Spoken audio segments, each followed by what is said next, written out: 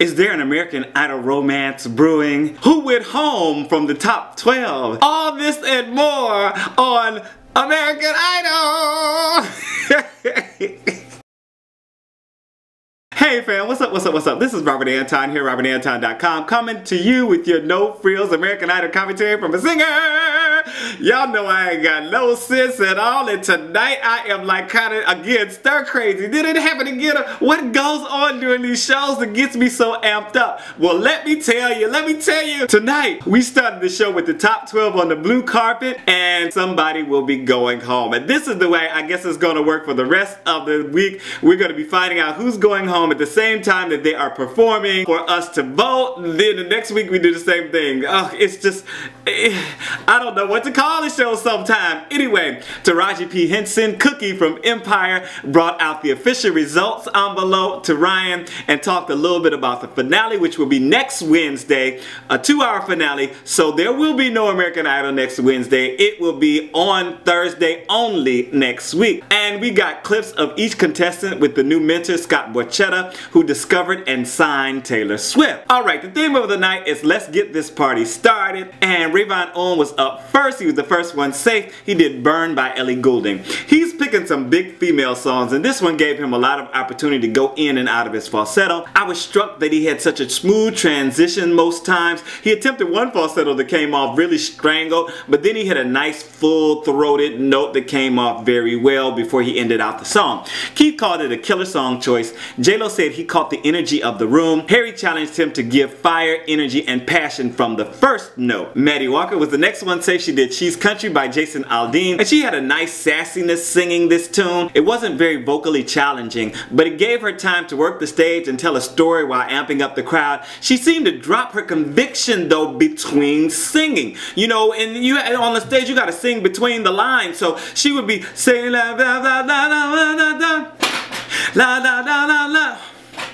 La la la la la. Later on we found out that she wasn't feeling well, but I don't think that's still an excuse not to continue the performance while you're performing, while you're there on the stage. I don't know what's going on. I hope she's well because she's very pretty and she could go a long way in the competition. J-Lo says she loves how she's sassy and sweet at the same time. Harry said her version of the song was exactly like the record. Keith noticed she might be getting a little overwhelmed, but still said she has an amazing talent. Then Joey Cook was next. She did Fancy by Iggy Azalea, and Scott called her a true artist, Scott the mentor. My mouth fell open as soon as she started this arrangement. Great feeling, it fit her voice and style perfectly. Sometimes the melody didn't perfectly fit, but she made it work and she made it believable. I loved her old school glamorous sound in this performance, and Keith stood for her. Harry said the arrangement was brilliant and she sang it brilliantly. Keith said she pulls people in. J-Lo said it's a smart choice but wanted to hear more of the melody. And what I loved, two things I loved about Joey in this night.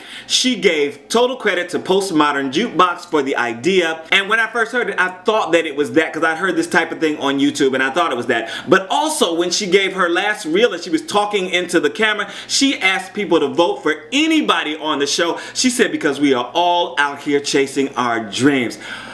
Love it. Love her. Stole my heart in that moment. And if I'm stealing your heart in this moment, make sure to thumb up the commentary and let me know. It also lets other people know that we're over here discussing American Idol, so call them all. Let everybody know that we're over here talking about the show. If you love the show, if you love me, let's connect everybody and let's have a good time. Thank you guys so much for your thumbs. Next up we had Jussie, Smollett, and Yazz from Empire doing No Apologies, and I haven't watched this show yet. I plan to binge watch it eventually, but you know I'm doing the commentary right after, you know, while the show is going on, so I can't really watch it. But I heard this song on YouTube and I liked it. They could really be up and coming hip hop stars, and they have reached #1 on the iTunes chart this week.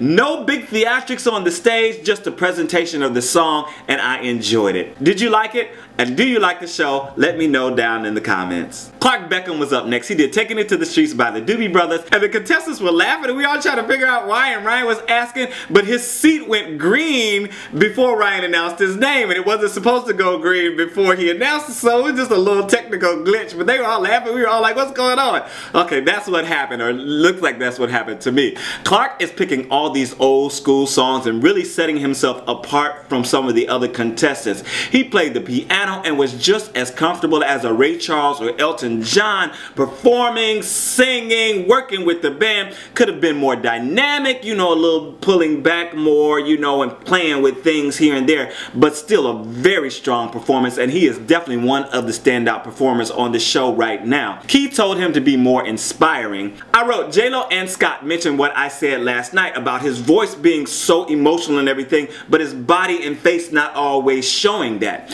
Harry said he likes the fact that he doesn't perform and kind of compared him to Ray Charles, and I was like, what is Harry trying to pick my brain? Is he thinking he's following what I'm doing over here?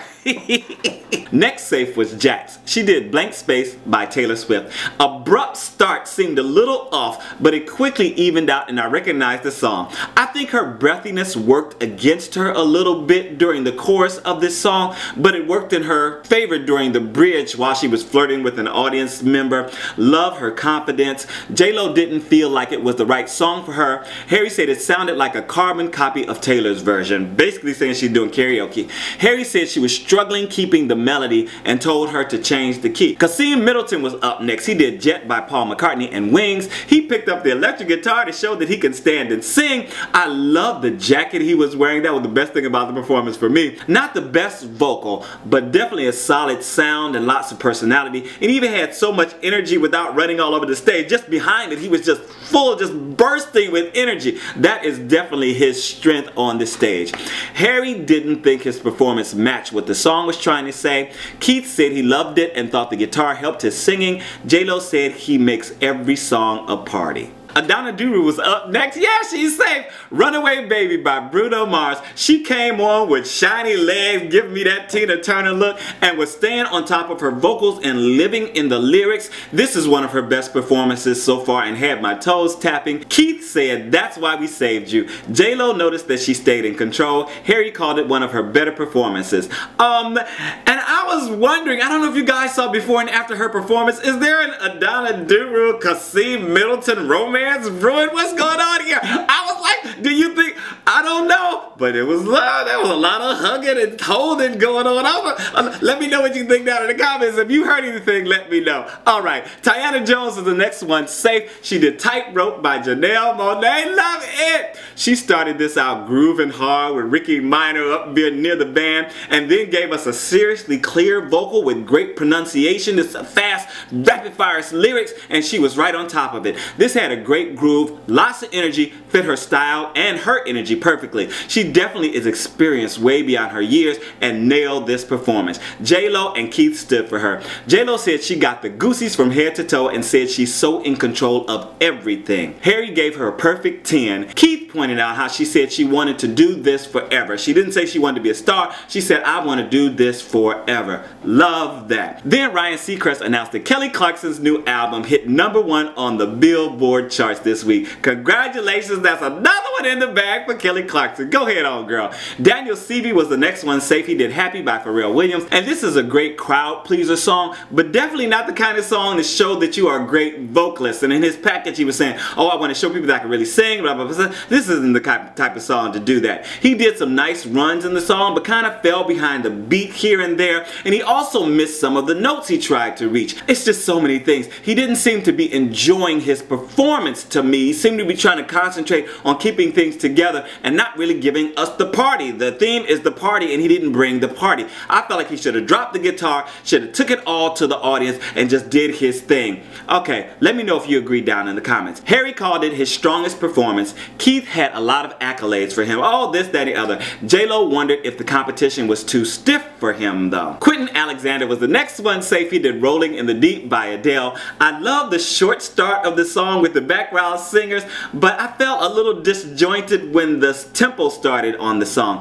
His voice was really bright on this and sometimes sounded just a little strained on the top notes. But this for me was just an okay performance. I think he can do so much better. Keith thought the arrangement was cool. J-Lo said he brings a different flavor than everyone else. Harry felt that it was a shallow interpretation of the song. Maybe that's what I was feeling.